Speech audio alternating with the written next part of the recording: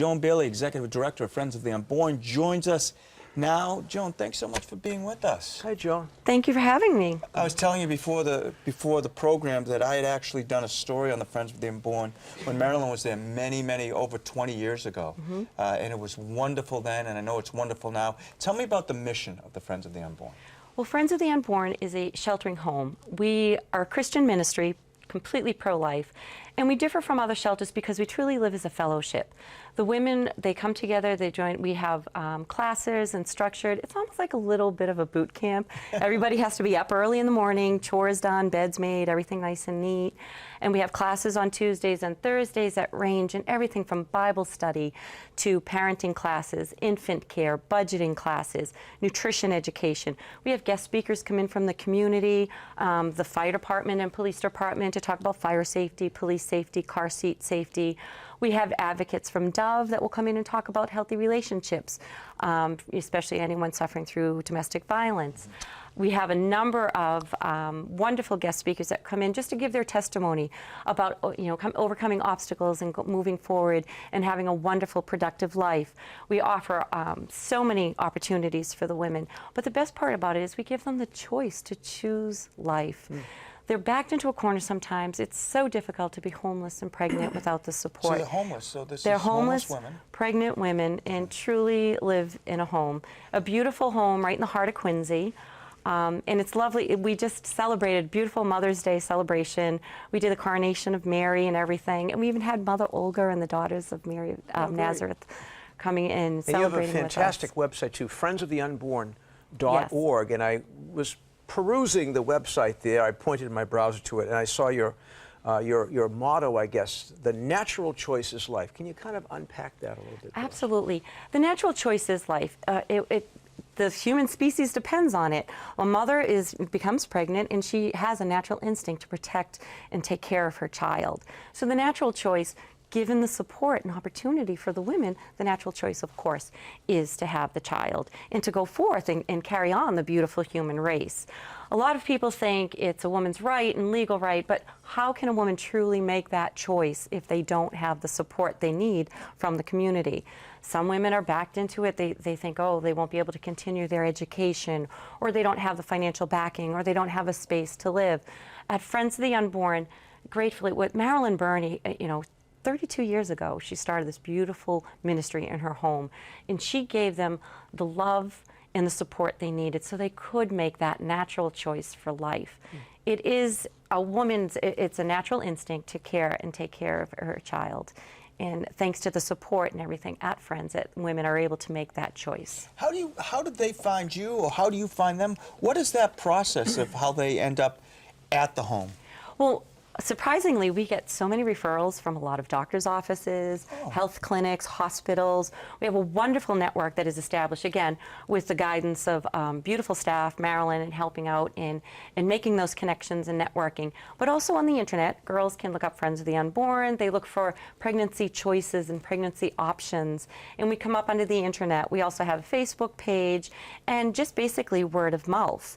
We do have an amazing mix of clientele. We have everyone from foreign countries to young girls who've been, whether they've been displaced because of their pregnancy, through being kicked out by families, boyfriends, whatever the situation. We have women who have suffered financial loss, losing a job and having, not having the option of paying rent because of the loss of income. So it's quite a variety. And they find us through so many different networks. The best is word of mouth from a previous resident who said, yeah, sure, you have to go to Friends of the Unborn. They're the best place. Yeah. So. Now, what about funding? I know you have some government funding. How do you make all this work? There is no state or government funding. There isn't? Okay. None, right. Not a penny. We depend completely on private donations. We're a small, private, nonprofit corporation. And we truly do not want to accept state or federal funding because we really are a Christian ministry. We want to talk about the saving power of Jesus. We want to talk about Bible study. We want to talk about, we have a motto saying, I can do all things through Christ who strengthens me. And the government and state funding would dictate what courses we teach. So we are actually the support of churches and Knights of Columbus groups and sodalities and knitting groups and the small. My favorite donation we get almost every month, we get a little envelope with 2 $1 bills in it, and on the flap there's a little prayer that says, I'm praying for you and all the women. Thank you for saving the babies. Widow's Mite? Widow's Mite. Widow's Mite. I'm sure you have some success stories, too, a lot of success stories of young ladies who have come in under some very tough circumstances, and yet they've gone on and they come back. How do you see that much? We see that a lot. That is the greatest gift, when we see the women come back. We've had women that come back years later. One young woman, she was there in the first years, and she's now a huge pro-life advocate up in New Hampshire. She's married with 5 children. She miraculously homeschooled all her children. All 5 of her children have their own businesses now. They're all wonderfully successful, and she comes back and shares her testimony with our girls, saying, please keep the faith. Please believe this is the right choice. She is an amazing woman. We do believe she was actually a victim of human trafficking way back then, 32 years ago. Wow. We have other women have started beautiful ministries, the Chosen Young Women Ministry. She comes back and talks to our women all the time and tells them how beautiful. She said, 19, 20 years ago, I was homeless. I had nowhere to go. And now she is married with 2 beautiful children, a wonderful, successful job. And her children have grown beautifully. So we do have so many success stories. Even the young girl just a couple years ago, she had quit high school. She finished up her high school equivalency through the Quincy Teen Mom program, and now she's enrolled in college, and she has a beautiful 2-year-old. So, is it challenging for you ever, just because of these? It's got to be heartbreaking sometimes. It's heartbreaking. I'm almost running out of time, but I'm just curious. It is heartbreaking, but the blessings far outweigh any of. I get to walk in and see smiling, happy babies. We had 2 babies born this week.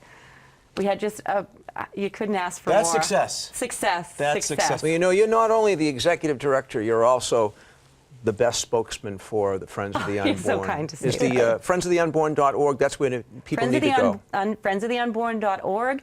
You can email us at FOTULIFE, which is FOTULIFE @AOL.com. Give us a call, 617-786-7903. Look us up online. It was great. We're on Facebook as well. And if people want to make a donation, they can. Absolutely. I always have to read the P.O. Box. I always get that wrong. Yeah. Donations are graciously accepted at Friends of the Unborn, P.O. Box 692246, Quincy, Massachusetts 02269. Very good. Well, Joan, as always, thank you for the work you do. And Friends of It's the an honor. Unborn. Met It's an Marilyn honor. many, many years ago. When you see her, tell her that I said hello. I will. I'll see you tomorrow at the Board of Directors meeting. Very good.